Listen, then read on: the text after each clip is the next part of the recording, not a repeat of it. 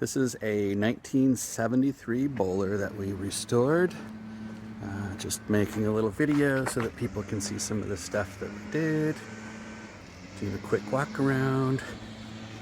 It's actually hard to get the video like this.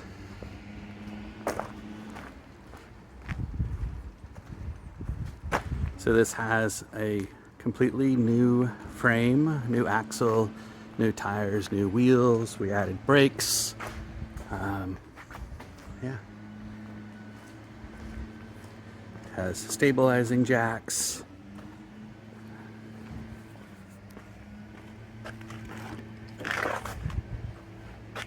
So, stepping in. So this is coming through the front door. Off to the right, we immediately have a bench. This is technically a bunk bed that will hold up to 70 pounds, but we don't have it attached to be a bunk bed right now because we just like to move the top cushion completely out of the way and let somebody sleep there if they want. There's a storage bench below it, and in the center is a porta potty. So there's a little door there that swings open. Porta potty slides out. It has the original fridge. We updated the panel in the front and did a lot of cleanup and maintenance on it to make it so that it would work, but it is the original three-way fridge. It has the original heater, which we considered moving out. This is called a gravity heater. It does not have a fan built into it, so basically you light it and it heats. It was a trade-off. We really like that it doesn't have a loud, noisy fan, so you can sleep at night without being constantly woke up. But the fan version would maybe heat up the trailer slightly faster. On the top, we did replace the stove because it was pretty beat up. So this is a 2-burner stove. Starts really easy. It's nice. We replaced every propane line in the entire trailer because they were from the 70s, so we didn't want to take any risk. So everything running to all of these pieces here is brand new. It has the above cupboard here, gives you some storage. Has the original doors. We recovered the doors.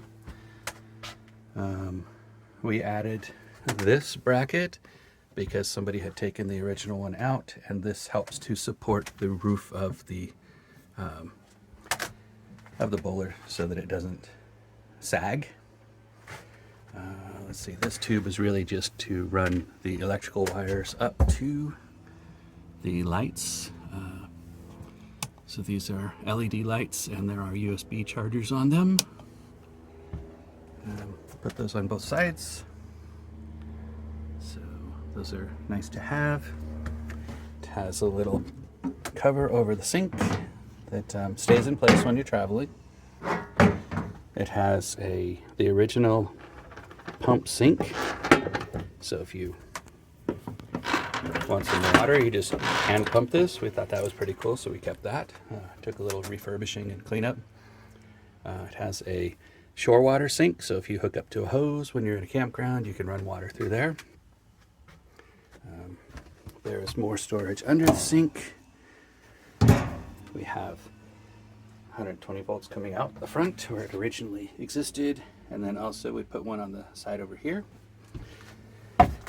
So coming around more, this is the dinette slash bed. So right now it's obviously converted to a bed. I just wanted to show that before I make it into the couch. So it has the original windows. We did replace the front and rear windows because they were pretty scratched up. So we have this cabinet converted to a storage. Well, it was a storage, but there's easier extra storage. It does have a little pole that you could hang clothes on if you wanted. That's actually a fold-out solar panel, a 100-watt solar panel. It does have solar also. Yeah. This is the dinette converted back to be a dinette. It has the original table. We did modify it. We basically cut a chunk out of the table and put it as a little shelf underneath that can be just lifted and moved out of the way. And the table just hinges right there. It has a little bar that easily swivels out of the way if you want to make it into the bed. It was difficult to get past the table because it came out to right about here, which is really close to the counter and the shelf. So that's why we shortened it. It could be fixed back, I suppose. One of the subtle things about this trailer is that it has a support beam right by the door. A lot of people remove these because they don't understand what it does in an older trailer, but it keeps the wall from flexing right there when the door is swinging open and closed.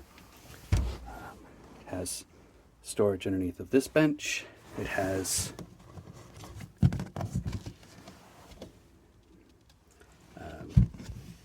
this is for the bunk bed if you choose to have the bunk bed.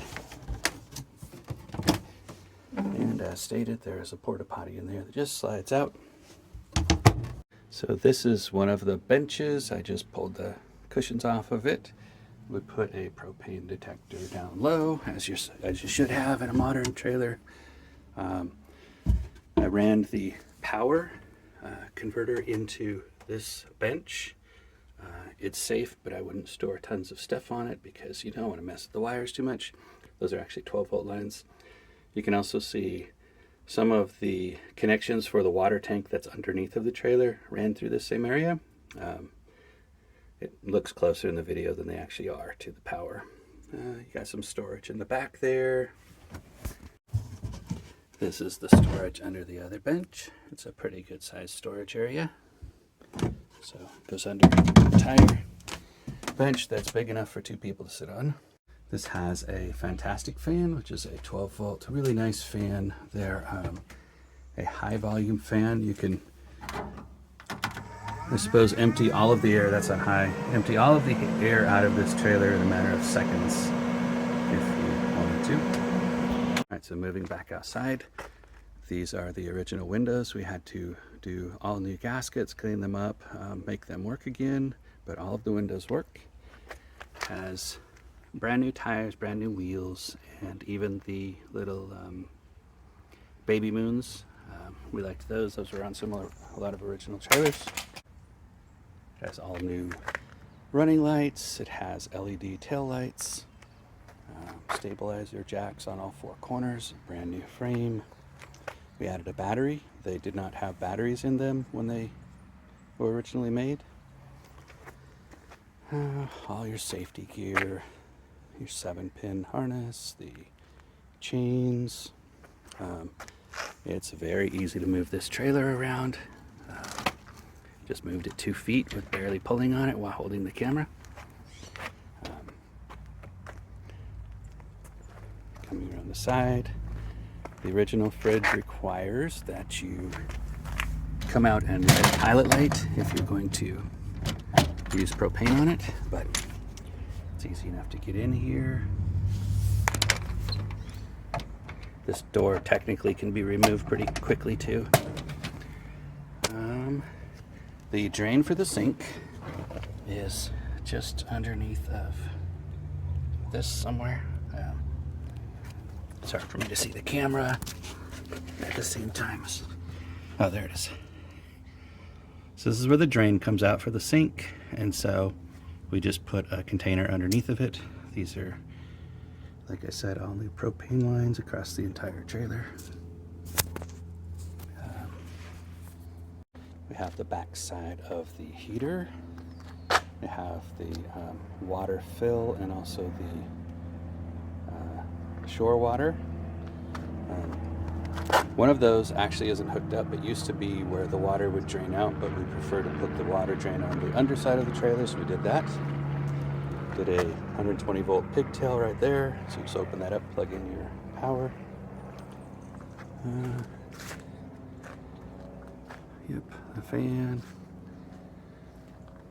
We replaced the hinges we replaced the guts of the hinges on the door. We did some cleanup on the door. We made it fit pretty well, especially considering the age of this trailer. I put some little magnetic latch type things there to keep the door from hitting that rail, the drip rail, or the body seam, I guess. And we also tend to put a bungee if we're going to keep the door open. So this trailer gets a lot of attention in a campground. When you pull in and you have the door opened, you will have a line of people coming to ask you questions. So it's kind of a funny trailer. People absolutely love it. We've had people swerve at us on the highway trying to take pictures as they're driving beside us, and some of the people that are taking pictures really surprise us. When you're pulling this trailer, you can actually see through your rearview mirror and see all the way through the trailer behind you. It's a nice trailer to pull. We pulled it with a two-door Jeep and had no issues at all. It was a nice pull.